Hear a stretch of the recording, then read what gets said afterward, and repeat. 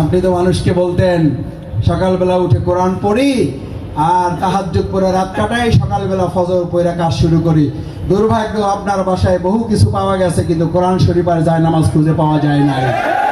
বই পড়তে জানে সে চাঁদাবাজি করতে চায় না, যে বই পড়তে জানে সে দখলদারবাজি পছন্দ করে না, যে বই পড়তে জানে তাকে বিনা টিকেটে হেলিকপ্টারে উঠতে হয় না। আপনি তো মানুষকে বলতেন সকালবেলা উঠে কোরআন পড়ি আর তাহাজ্জুদ পড়ে রাত কাটাই, সকালবেলা ফজর পড়ে কাজ শুরু করি। দুর্ভাগ্য, আপনার বাসায় বহু কিছু পাওয়া গেছে, কিন্তু কোরআন শরীফ আর যায় নামাজ খুঁজে পাওয়া যায় না। আমাদের অনেকে বলছে মাসুদ ভাই কয়েকবার খুঁজতে গেছি, ব্যর্থ হয়ে ফিরে আসছি। আফসোস করে কেউ কেউ বলছে মাসুদ ভাই ওই জায়নামাজ আর কোরআন শরীফ খুঁজতে গিয়ে আমি কিছুই নিয়ে আসতে পারিনি, ওইটা খুঁজতে গিয়ে দেখি যে সবাই সব নিয়ে চলে গেছে। আমি বললাম যে ভাই পাইলেন না কেন? কই আমি তো খুঁজছি কোরআন শরীফ, আমি তো খুঁজছি জায়নামাজ, কিন্তু ও যে জাতির সাথে এত বড় প্রতারণা করেছে এটা তো জানা ছিল না। আমি নিজেই শেষ পর্যন্ত প্রতারিত হয়ে ফিরে আসছি। জাতিকে এই প্রতারণা আর করতে দেওয়া হবে না, এই প্রতারণার রাজত্বে আর বাংলাদেশকে ফিরে যেতে দেওয়া হবে না। এটা থেকে বাঁচার উপায় হচ্ছে আমরা প্রত্যেক পরিবারে নিজেরা বই কিনবো, আমার স্ত্রীকে শাড়ি চুড়ি গহনা উপহার দেব, তার সাথে একটা বই উপহার দেব। সন্তানকে মোবাইল কিনে দেন, কিন্তু তার আগে তাকে একটা বই কিনে দেন। আপনার সন্তানকে মোবাইল থেকে মুক্ত করার জন্য আজকে সবচেয়ে বড় হাতিয়ার হচ্ছে বই। বই যদি তার হাতে তুলে দেওয়া যায় তাহলে মোবাইলের আসক্তি থেকে তাকে মুক্ত করা যাবে। আমরা কি পারবো ইনশাআল্লাহ?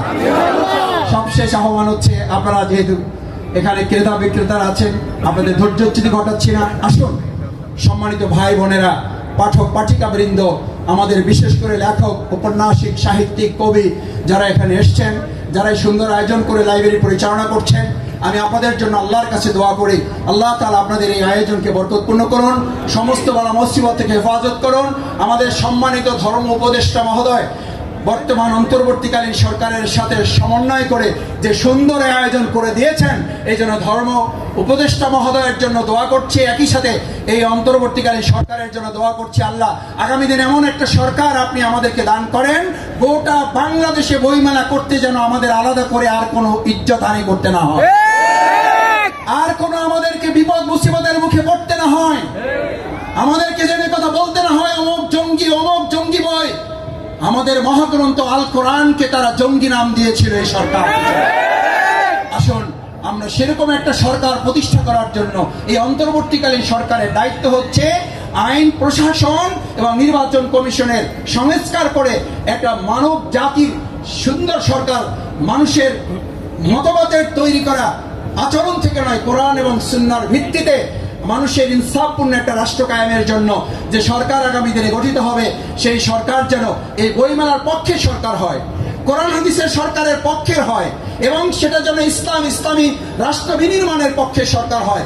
ইনসাফপূর্ণ একটা সরকার কায়েমের একটা সরকার যেন আগামী দিনে বাংলাদেশে প্রতিষ্ঠিত হয়, সেটার পিছনে নেপথ্য থেকে আগামী দিনে ভোটার তৈরি করার জন্য এই বইমেলাকে যেন আল্লাহ তাআলা নিয়ামক শক্তি হিসেবে কাজে লাগান। সবাই বলেন আমিন। সবাইকে ধন্যবাদ জানিয়ে আবার আপনাদের কাছে দোয়া চেয়ে, বাংলাদেশ জামাত ইসলামী ছাত্র শিবিরের নেতৃবৃন্দ এখানে আছেন, আপনাদের সবাইকে ওনারা সালাম জানিয়েছেন। আপনাদের বিরক্তির উদ্রেক ঘটবে সেই কারণে আমরা সকলের বক্তৃতা আপনাদের কাছ থেকে শুনাইনি।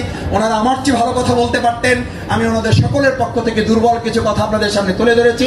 আমরা আপনাদের সাথে ছিলাম, আমরা আপনাদের সাথে আছি, ভবিষ্যতেও আপনাদের এই ইতিবাচক সকল কর্মকাণ্ডে পাশে থেকে আপনাদের পিছনে যা যা করা দরকার আমরা সবটুকু করব ইনশাআল্লাহ। আসসালামু আলাইকুম ওয়া রাহমাতুল্লাহি ওয়া বারাকাতুহু। অসংখ্য ধন্যবাদ জানাচ্ছি।